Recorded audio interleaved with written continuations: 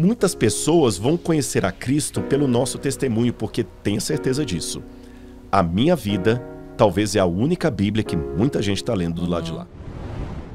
A gente vê, né, tantas pessoas, né, com aquele questionamento, qual é o propósito de Deus para a minha vida, qual é o meu propósito na Terra? Você acredita que faz parte desse propósito, não do propósito individual, mas nós como seres humanos atingirmos mais e mais pessoas pela palavra? Sim. Isso já é o maior propósito que existe, porque, Olha, gente, a partir do momento que eu comecei a conhecer, eu tenho... Eu não sei nem que palavra usar, é uma ansiedade para que as pessoas enxerguem, para que as pessoas enxerguem o que eu estou enxergando. Tem tanto que eu vou enxergar, mas, gente, enxerga um pouquinho do que eu estou enxergando, que vocês vão ver que é tão bom. Eu tenho... É isso desesperador isso. Mas é lindo. Eu falo, gente, isso é lindo. Não é porque o mundo está acabando, porque esse preenchimento é tão maravilhoso. Que eu falo, como a pessoa não quer nem tentar, ela não quer nem tentar sentir isso, e não é porque eu sou maior, eu que aquilo vai ser bom para ela, não é para mim. Eu vou ler duas passagens da Bíblia, uma que eu já ia ler e a outra que tem a ver com isso que eu estou acabando de ver aqui. Ai. A passagem, Jesus falou o seguinte, Mateus capítulo 24, verso 14. Tudo que ele falou de sinais da volta de Jesus, você citou o fim do mundo aí, Jesus fala assim, ainda não é o fim. Quer ver? Quando ele falou em Mateus capítulo 24... Para quem está em casa, o capítulo 24 de Mateus é o pequeno apocalipse de Mateus. Os discípulos perguntaram, Senhor, quando serão essas coisas e que sinal haverá da tua volta e do fim dos tempos? Aí Jesus começa a responder para eles assim, olha, cuidado que ninguém os engane, pois muitos virão em meu nome dizendo, eu sou o Cristo, e enganarão a muitos. Vocês ouvirão falar de guerras, rumores de guerras, mas não tenham medo. É necessário que tais coisas aconteçam, mas ainda não é o fim. Então, se levantará nação contra nação, reino contra reino, haverá fomes e terremotos em vários lugares. Mas tudo isso é o princípio das dores. Aí ele fala, e será pregado o evangelho do reino a todo mundo, como testemunho a todas as nações. Então virá o fim. Então, a volta de Jesus acontecerá quando o mundo inteiro for advertido a esse respeito. Agora, com relação à sua experiência, eu vou te mostrar na Bíblia o que eu estou vendo aqui. Você está experimentando a coisa mais linda que eu espero que todo mundo experimente. Não estou falando só para fazer média com você, não. Porque você falou do olho brilhar e o seu está brilhando. Você está experimentando aquilo que a gente chama na Bíblia de primeiro amor. E quando eu digo primeiro amor, não é um primeiro amor banal. É aquele amor que enche mesmo a gente. E Jesus, quando advertiu no Apocalipse a igreja de Éfeso, ele advertiu a igreja de Éfeso justamente por perder esse sentimento que você está tendo aí.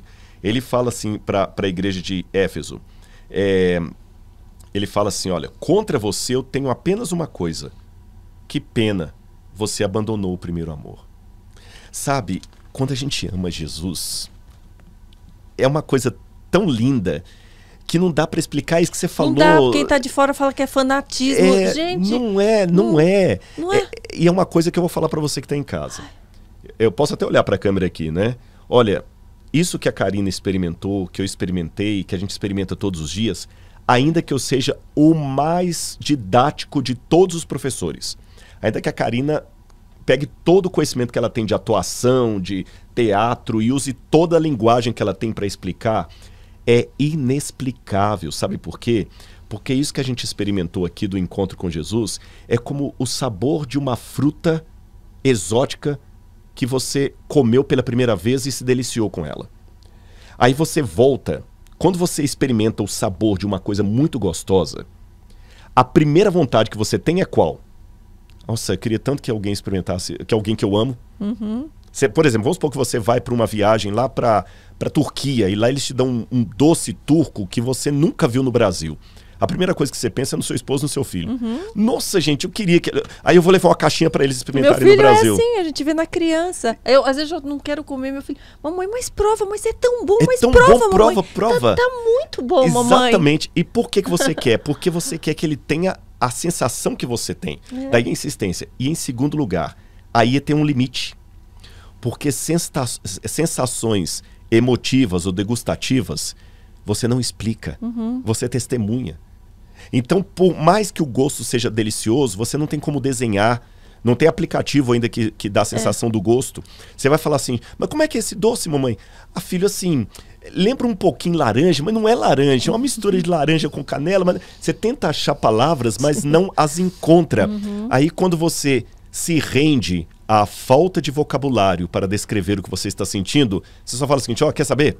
Tá aqui. Come. Você vai ver que é gostoso. Ai, o que você faz para ansiedade? Eu falo, tá aqui. Eu fico, o que você sugere para não sei o quê? Sugiro a Deus, sugiro Cristo. Exatamente. Eu tô sendo, às vezes, tão repetitiva. Gente, eu sou muito repetitiva nas redes sociais. Mas eu vejo a resposta para tudo. Para todos os meus questionamentos, para todas as minhas dores, para todas as minhas alegrias. Para tudo eu encontro em Jesus, encontro na Bíblia, encontro na palavra. E então, às vezes, isso. cada dia eu quero falar de um assunto, mas eu acabo caindo sempre. Porque a boca fala do que o coração está cheio. E olha, e ser repetitiva, todo mundo que está nos assistindo cresceu ouvindo para beber Coca-Cola. E ninguém acha ruim e toma Coca-Cola até hoje. Que é a coisa mais repetitiva do que propaganda de refrigerante.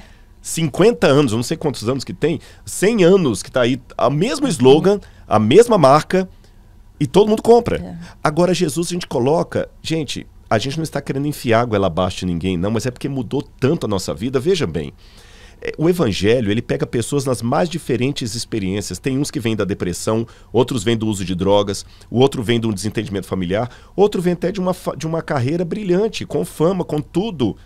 E olha, eu louvo a Deus por sua vida, Karina. E eu espero, em nome de Jesus, porque tem uma coisa muito bonita também, que a gente pode fazer... Amigos fazendo amigos para Deus.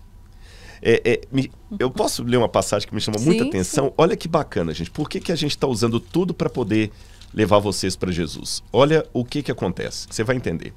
No Evangelho de João, quando fala que Jesus era o verbo que ele veio aqui, a Bíblia fala que o verbo se fez carne e habitou no meio de nós. Aí Jesus, quando começou a pregar, interessante que ele não falou para as multidões. Ele procurou João Batista, que era um parente ali relativo. João Batista era filho de Isabel, que era parente de Maria, mãe de Jesus. Aí, quando João Batista vê Jesus e o batiza, o Evangelho de João, não João Batista, João o apóstolo, conta o seguinte. No dia seguinte, viu João Batista Jesus se aproximando. E ele disse, vejam, é o Cordeiro de Deus que tira o pecado do mundo. No dia seguinte, João estava ali novamente com 2 de seus discípulos. Quando viu Jesus passando, disse, vejam, é o Cordeiro de Deus. Ouvindo dizer isto, os 2 discípulos seguiram Jesus. Olha o esquema. Jesus vem, ele se revela primeiro para João Batista, que era primo, ou parente distante ali.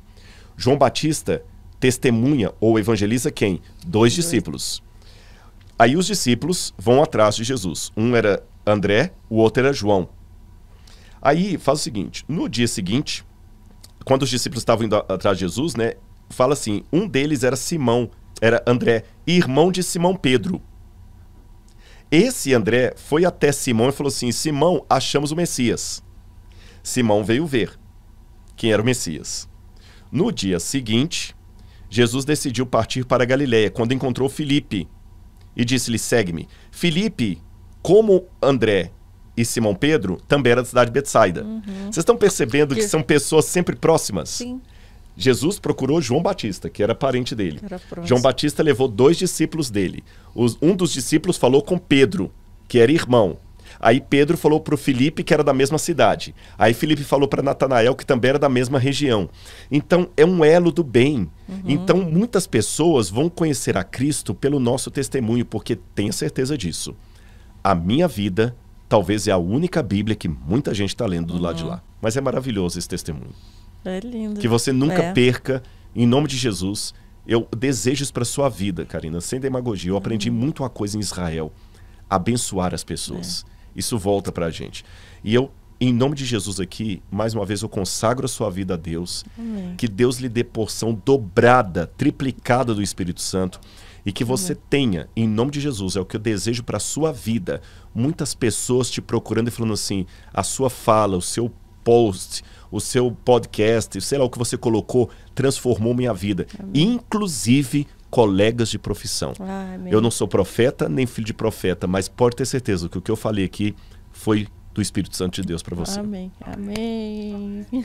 E é isso que a gente deseja para todos que estão nos ouvindo também, né? Eu falo que a fé das pessoas me alegra tanto. Eu fico tão feliz, eu vibro, eu torço para que elas se realizem, para que elas conquistem mais, para que elas sintam mais. Porque eu sei que isso vai impactando outras pessoas. Como você falou, é um elo do bem. Então, o meu desejo é isso. É que, né, a palavra de Deus se multiplique. Porque essa bênção é inexplicável. Exatamente. Né? E não pense que a gente fala isso porque a gente quer encher a paciência de vocês. É justamente porque a gente ama. Eu poderia estar continuando falando sobre os assuntos que eu já falava, ganhando meu dinheiro da forma que eu sempre ganhei. Eu poderia. Por quê? Mas agora está fazendo isso para aparecer. Iria para a igreja só no domingo ou sábado e acabou. Para quê? Né? Eu sei que isso gera mais questionamento, as coisas que eu tenho postado, do que o que eu postava antes. Claro. Geram pessoas que vão contra. Os haters ficam mais agressivos. Ficam. Pessoas que achavam o máximo já se afastaram, porque falam, nossa, se ela está falando isso, então ela é contra outras coisas. Mesmo eu sem falar nada. Eu falando da minha vontade, do que eu vejo, do que eu enxergo, sem falar do oposto, as pessoas que se sentem de um outro lado ou pensam de forma diferente, já se sentem agredidas e vão se afastando. E tem uma coisa também, Karina, muito séria nisso aí. Teve um outro filme que eu assisti, Something About Us. Eu não sei como é que ficou o título dele em português, acho que somos todos iguais. Até na TV aberta já passou esse filme, é um filme evangélico. E tem uma história de uma mulher também que se converteu e tudo mais, e ela faz um trabalho maravilhoso, até ajudando os pobres ali e tal. E um senhor, um homeless, um sem-teto, que ela ajuda, começa a conversar com o marido. E ela fica muito doente de uma hora para outra.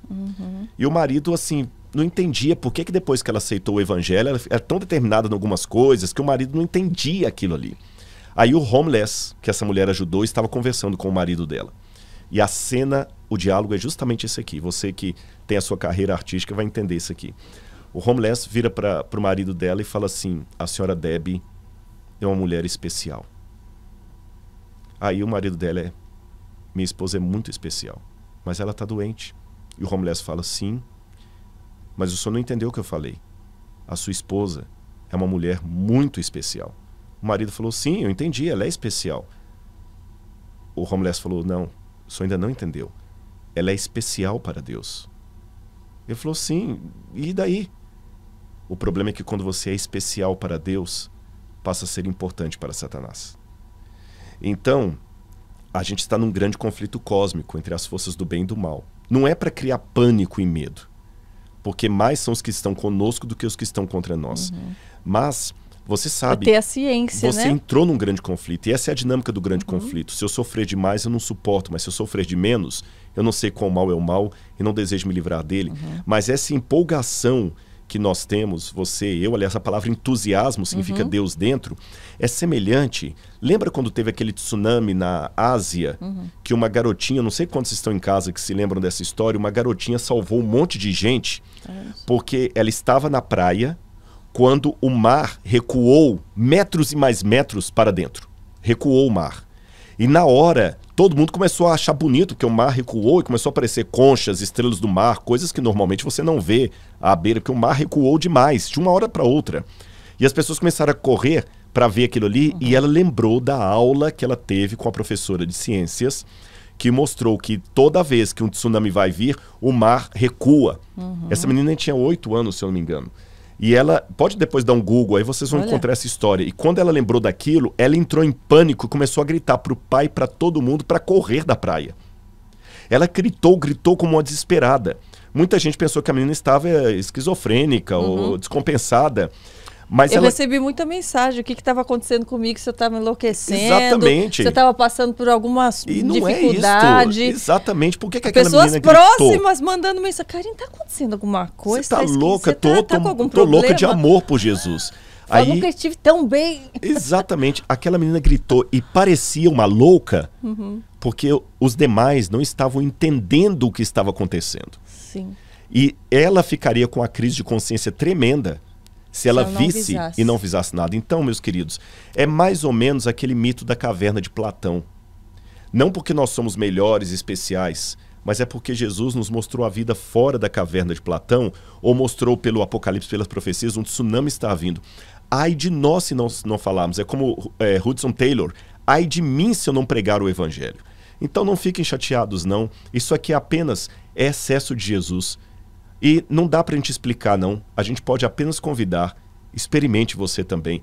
E eu tenho certeza que você vai receber nas redes sociais muita gente que talvez vai falar assim, olha, vocês falaram, mexeu comigo, eu estou procurando a palavra de Deus. Eu tenho certeza que Deus nesse momento poderá estar tocando na vida de alguém, seja no Brasil ou no exterior, que está assistindo isso aqui e está sentindo uma coisa, um formigamento do outro lado aí. E eu sei que vem resistência. Sabe o que vem resistência? Sabe quando você faz um transplante de fígado, de rim, qualquer coisa, e você tem que tomar remédio porque o organismo entende como um corpo estranho rejeitar? O evangelho é a mesma coisa. Ele entra como um novo órgão para salvar a sua vida, mas corre o risco de rejeição.